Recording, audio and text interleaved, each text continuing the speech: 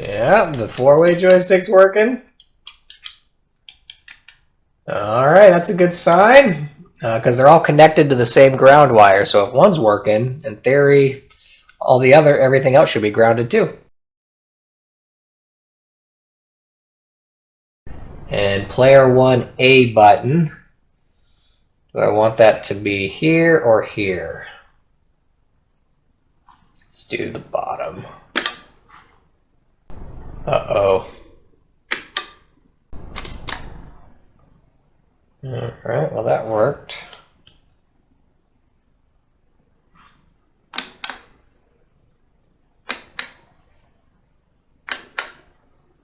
Oh, I see. So it's one of these is a space. So these could be like Control, Alt, left or right. It's unclear what it is, but it is. Well, let's just do that. Go down to the next one. B. We'll have that one. And then that's A and B, and then we'll do X and Y as these two above it. Player 1 left. I think that's left shoulder.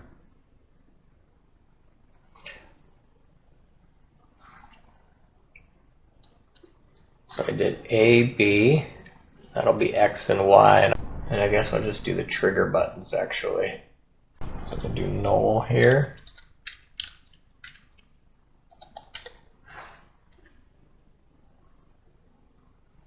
L2 I think is trigger, so I'll have this be left trigger and right trigger. So let's delete that one out.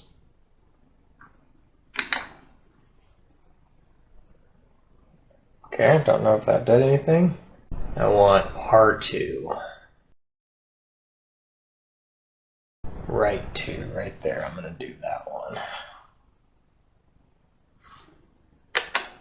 Okay, I took that. So I don't know if these buttons just don't work or if they're just a keyboard stroke that doesn't display on here. So that's what I'm going to have to test out. So select is going to be coin, player 1 coin up here. Okay. Start. Does it know it already? Let's see. Yep, 1.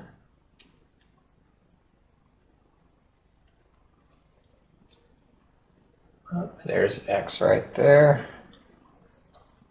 So I'm going to make that button X.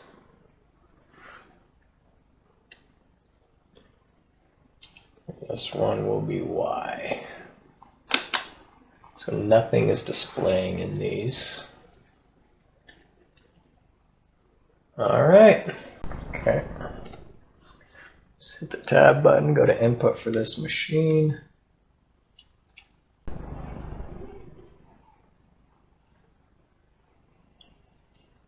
Button 1. Left shift. It detected it.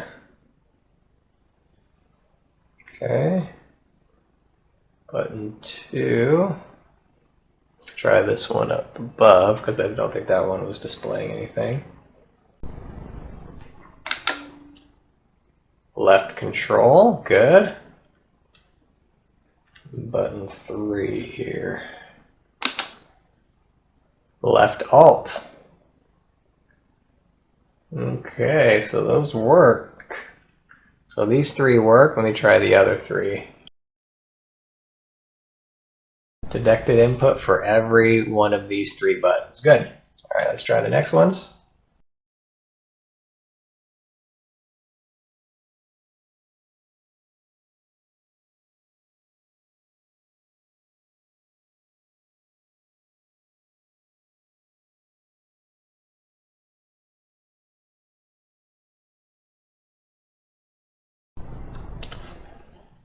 Last but not least, yes, all the buttons are working.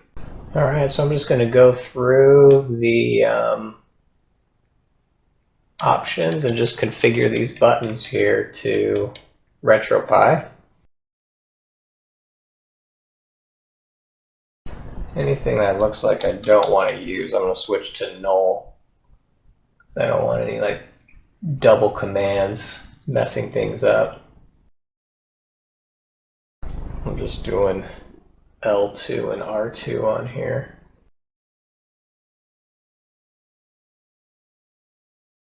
Alright, so all the buttons are working. I configured it on there. It is detecting everything, so thankfully I didn't have to go back and change anything. So I'll have to cluster these up, but I wanted to get the trackball in there, and then I can do the lights for everything.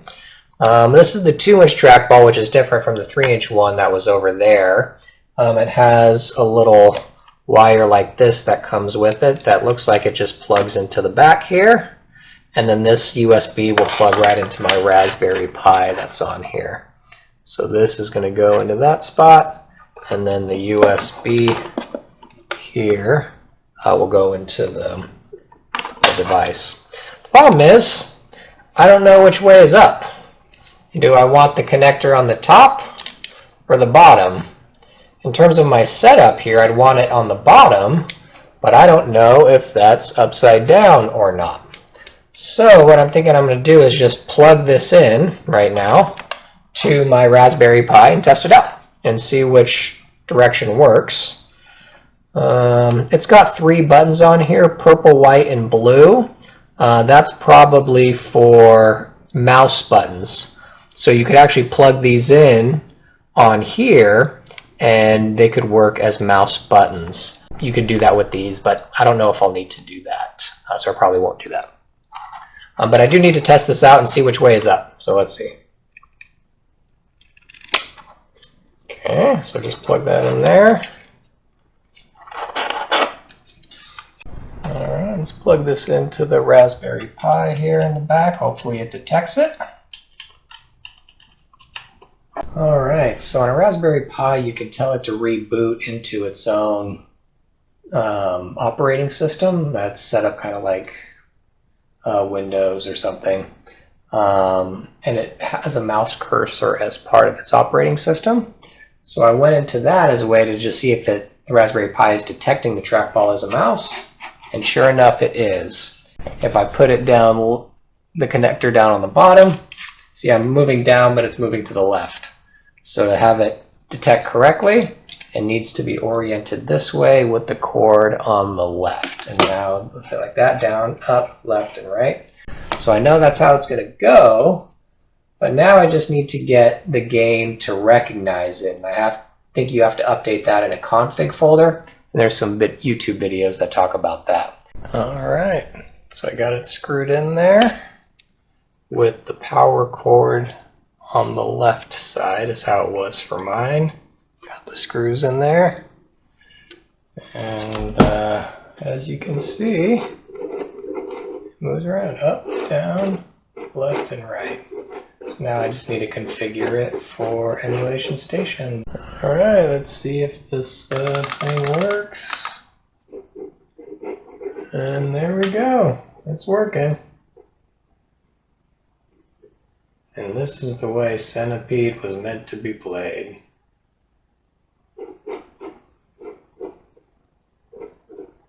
Oh, come here, you little bugger. There we go. Just like that. Alright, so I got it all done. As you can see, all the lights are on. It's ready to go. Everything works okay. I've tested the buttons and everything is working. Now you can watch my other videos. I've got a video that shows you how to do the wiring for the lights. But just real quick, I'll show you kind of how it works. I use the lighting from Game Room Solutions. Their lighting harness, which is basically these yellow and black wires here that go on the sides of the micro switch, right? So the middle ones at the ends here, the blue and that little black one are for the action button for it to work. Then the ones on the side are black and yellow. And you have to plug those in to turn the lights on. That's the wire that powers the light. Here, I'm just going to show you the nest of things. kind of how it came out there, and everything's working.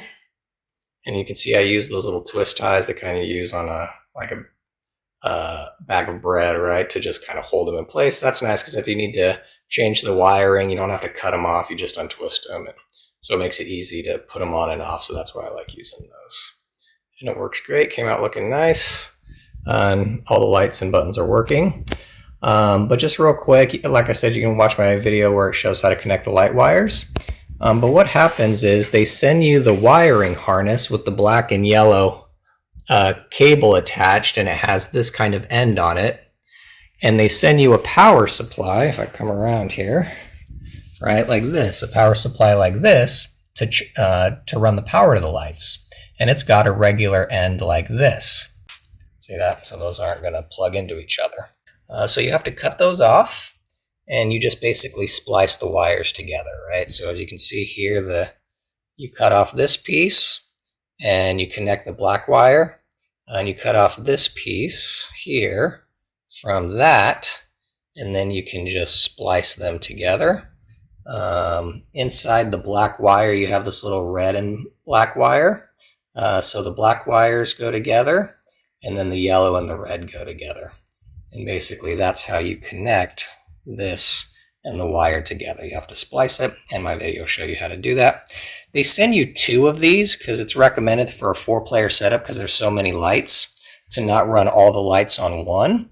So I do half of the lights on this one, and you see I've got another one over there spliced together connected to a power source. That will be, and that's the cord right there that runs the lights for the second half of the 4-player console.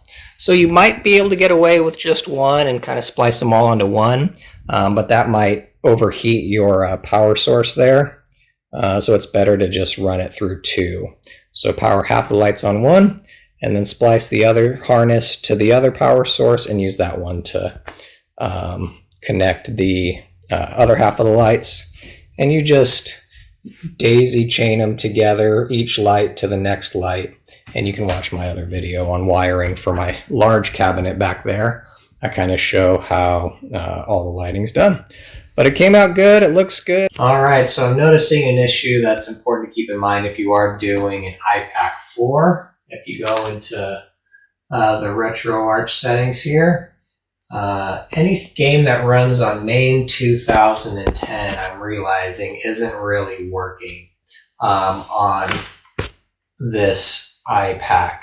Just plugging in an I-PAC4, for some reason, MAME 2010 thinks of everything as just one player. It doesn't recognize the 2, 3, and 4 player settings. And even sometimes the 1 player controls are a little messed up. So, but aside from that, everything else seems to run okay.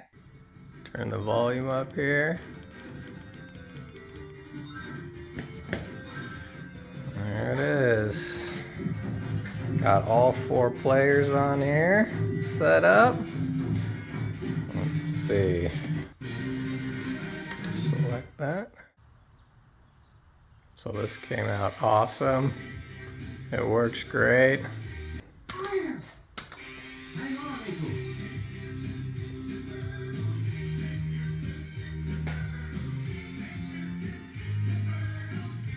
There it is. So it's awesome. This is an extra one I have, so if anyone's interested in this, would like to purchase this one, it's available, it's for sale, and let me know if you'd like it. It's pickup in Sacramento, California.